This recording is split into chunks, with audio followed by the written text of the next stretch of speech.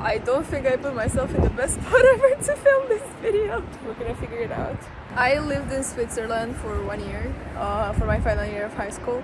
So I experimented with the high school part of Switzerland, and I also lived in a very small city. Not necessarily very small, but definitely not Zurich or Lausanne or Geneva or like any other big city that you may know from the country. I moved here 2 years ago, and I stayed for 1 year, and then I moved to the US, which I also gotta talk about, but probably not in this video. So I don't have experience of like a big city life in Switzerland, but I feel like that's kind of like rare. Most people live in like smaller communities or like smaller cities, and then those like big cities are mostly like touristic, or like it's also normal to not live in them. It's not like, for example, in Romania, you live in Bucharest or like in 3 other big cities that are considered big, and then everywhere else you don't really have opportunities. Here, theoretically, you have opportunities everywhere, and people don't really like choose to live in a big city necessarily over a smaller city. The first con of living in Switzerland, which I feel like is talked about but not talked about enough, is the prices. And I feel like everyone is talking about like how expensive it is, but it's not necessarily how expensive it is, because yeah, you have the salary that compensates, and you're saying, oh yeah, but your salary will compensate. It doesn't really. Like most people here, if you're like a normal, like average person's salary, I feel like you don't have the freedom you have in like other countries where like the prices are lower, obviously. But like you don't really think about that when you move, because you feel like, oh yeah, okay, but I'm gonna have the money that most people here have, or like the majority of people here have. Because like, yeah, there are rich people in Switzerland, but the majority are like normal level, and the rich usually don't work. They have like their own businesses, or they have like, I don't know, inheritance from like years and years ago, so like now their properties are way more expensive and bring them more money. Normal people have normal jobs. Like if you were to move here, you would work a normal job, and like a normal job is paid enough to live, and enough to have like some expenses and to travel to whatever. But like in Switzerland itself, I feel like people are very like picky with what they spend their money on, because everything is so extremely expensive. So like, for example, I was talking with some of my friends, and like I used to go to restaurants so much, and I used to, I don't know, just test different types of food, or like go to cafes, or like in high school in Romania, I wouldn't say it was cheap, but it wasn't expensive. I could afford to go to like a cafe to study, or to, I don't know, go somewhere at least a few times per week. Here, I feel like if you go once per week, it's already like too much. Or like maybe night outings, those are more normal, or like eat out during the night and stuff like that. But at the same time, you going to a restaurant in the middle of the day, that's not really normal. That's not what people here do. I was talking with some people, asking them for restaurant recommendations, because I wanted to go with my family, and they were like, oh, but we've only been to like 3 restaurants or 4 restaurants in the city. And I'm like, okay. It's also something also about the prices. It limits you a lot in terms of what experiences you can have, because you cannot try everything. You cannot try to do I don't know, dance and art and like whatever. Like I wouldn't have been able to build the skills that I have now if I was to be living in Switzerland for like all of my life, because I feel like the courses are extremely expensive, and like you usually only afford 1 or 2 or 3. I don't think you can afford to do a lot at the same time. Also, the school is very long, which I'm gonna talk about too, so you don't really have time to do so many courses, so you don't really grow outside of academics. Another thing school related that I feel like is very important, you stay in school for a long time. And like if you're an adult and you work and you have kids and you leave your kids to school, I feel like that's okay, because it's like you don't have to think about them that much. Like I mean, no, but like you don't have to like go back from work to home and like whatever. But as a kid, you don't really have time outside of school. And yeah, like everything in school is very well structured. Everything in school is very well done, and you can learn a lot from school, better than in Romania again. But you go to school from like 8 to 4, 5, or even 6 in the afternoon. I was not used to this at all.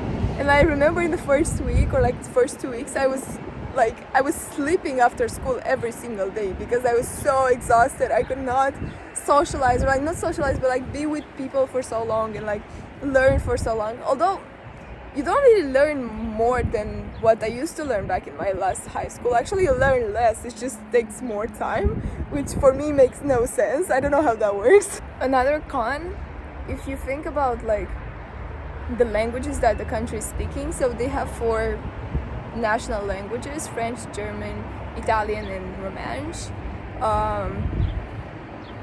Mostly French and German are the most important, and you kind of learn both in high school and in like school. The thing is that if you only speak French or like if you only speak German, you're kind of like limited to that part of the country because you can't really find a job or like move to another part without learning the language. And like most people here don't really speak that well of it in English because their second language is German or French. So most people here, like, they can understand you, they can have a basic conversation with you, but like mostly not. Which brings me to my next point.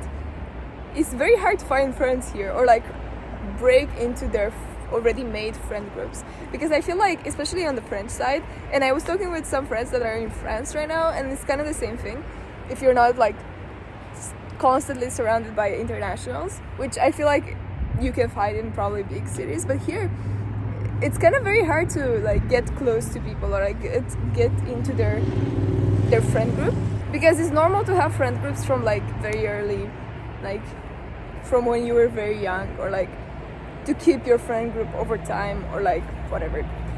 And they're very, I wouldn't say closed off, but like in Romania we call it cold, and I'm gonna explain what I mean by cold. It's just like they open up very, very hard. Like they do not open up that easily, and they're not that open to like having conversations with strangers, or like having fun with a stranger, or having fun with anyone else, so like being spontaneous. People here are very not spontaneous. They like structure, they like rules. If they make a plan, they literally, their life is like set in the beginning of the year when they make like all of their subscription plans for the whole year, and if something goes wrong, they lose their minds. Like that's how Swiss people are, which is interesting to see, but it's also interesting to see relationships, because I find it kind of similar. Like they are not easily, I don't know, they're not friendly, or like they are friendly, they may be friendly, but like fake friendly.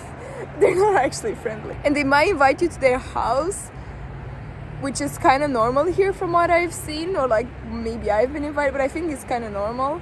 But they invite you to their house very easily, and you don't really learn much about, like you can know a person for like 1 year and very well not know anything about them, or like not know anything deep about them, and just have surface levels conversations, which I guess is happening in Romania too. It's just not that common. And this con that I feel like is not a con for all people, but is a con for like spontaneous people, or people who like change, or people who like to push themselves out of their comfort zone a little bit.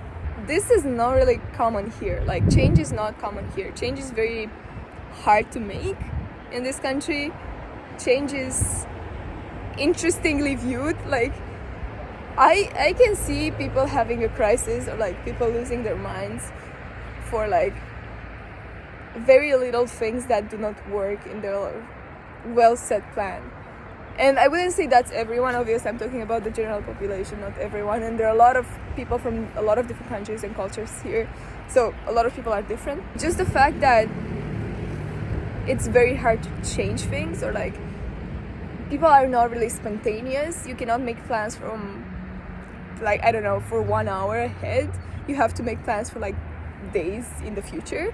Like, I don't know, I feel like it's normal, even in the US, or like with my friends back home, to just call them and be like, okay, be there in like 30 minutes, and like be like, do you want to get coffee? And they're like, okay, why not? And be there in 30 minutes.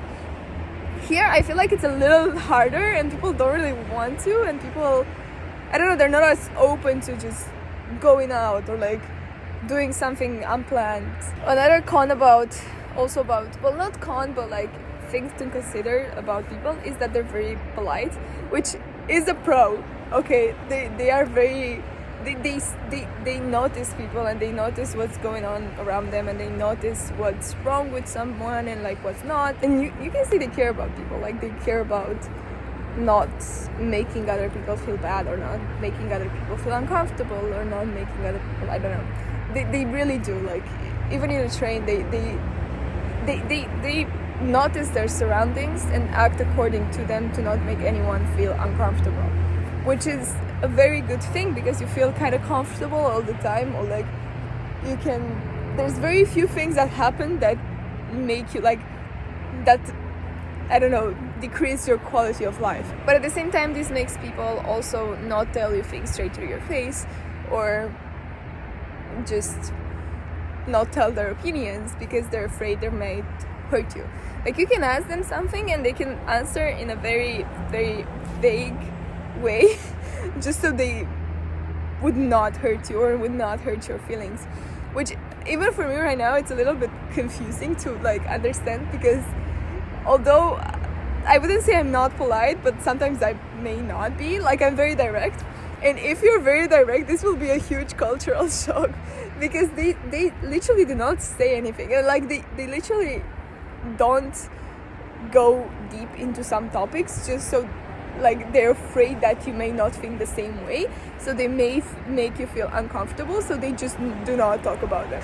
Another thing that you may not think is true, but like everything is on paper here. You get thousands of papers in your inbox like every week.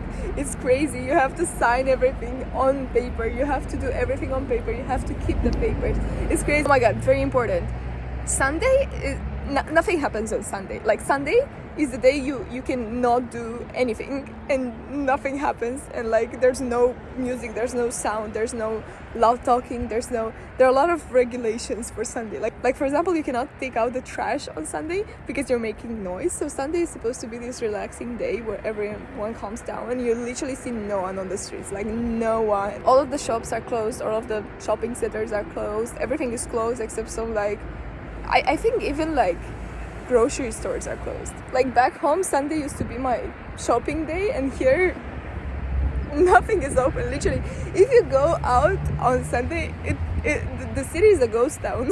Or if it's beautiful outside and people may be like, I don't know, sitting around, or like being, I don't know, in parks or like near the lake and stuff like that.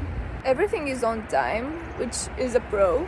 At the same time, people kind of lose their minds when everything is not going according to the set amount of time. Like for example, I was on a train at some point trying to get up, like had a bike, and I was trying to get into the train, and it was very hard because I had to push the bike, and I think it took me like 2 minutes to push the bike up, and I was really struggling, and no one helped me because no one was there. But like the person who was checking tickets came to me and was like, oh my god, we had to leave like 1 minute ago, what are you doing, go faster, and they were like kept telling me to go faster and that they're gonna be late, the train is gonna be late, and everything is gonna be a mess, and people are gonna lose their trains and whatever. And like he was obviously scared, and like he was all over the place, but he didn't help me push my bike up. Anyway, this was like a one-time event, so like this doesn't usually happen, but people are very like strict with their timings. Like for example, I was late for like some school classes